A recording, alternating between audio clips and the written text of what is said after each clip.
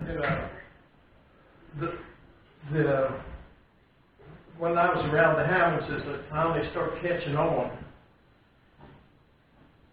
Nothing ever moved that they didn't know about. They were just on top of it, but where'd they come from? They came from out of Kentucky when the Indians were there. In fact, their ancestors were living next to an Indian tribe, an Indian village. And I'll tell you the short story that they carried with them from there.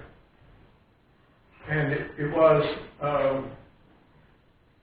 the man was a Hammonds, or in that Hammonds family. They said he was a Hammonds.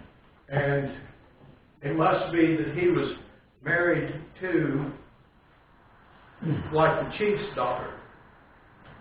So they were living next to a village near it.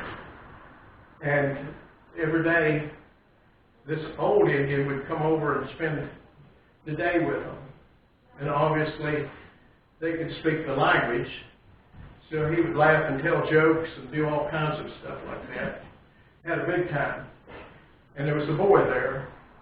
And the Indian boy was teaching this Hammonds boy how to use bow and arrow and all that kind of stuff. And then one day, the chief showed up.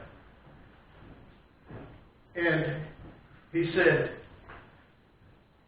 I had a dream. And when an Indian has a dream, it has to come true. So here he is, the only white people there. There was 2 white families there. And then there was the whole village there. Instead, when an Indian has a dream, it has to come true. So, what you dream? Well, this is the 1700s. Well, where the rifles coming from?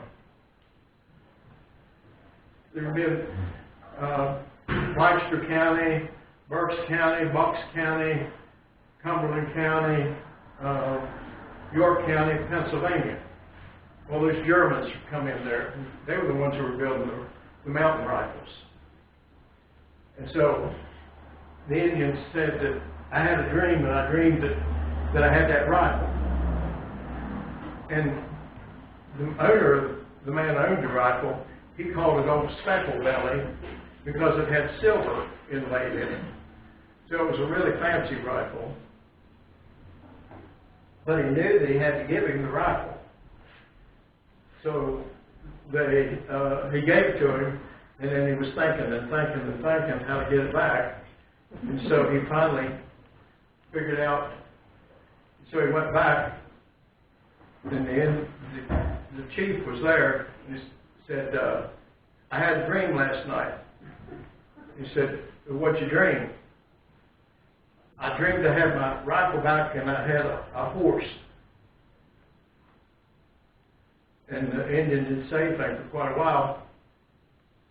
And he finally said, take 'em pale face, but dream no more. So he took the horse and the rifle, and then that old Indian kept coming back, but he wouldn't talk to him. Couldn't get him to laugh, joke, couldn't talk at all to him. They kept on and on and on. And finally, he said, till one day he said, I'm going to tell you something, but if you say it out loud, they'll kill me. If you knew what I know, you'd leave right now. And they didn't fool around. Bang, they were gone with whatever they could take. And sure enough, as they were on ahead, whenever they reached whatever the river was, Maggie said it was the New Con River.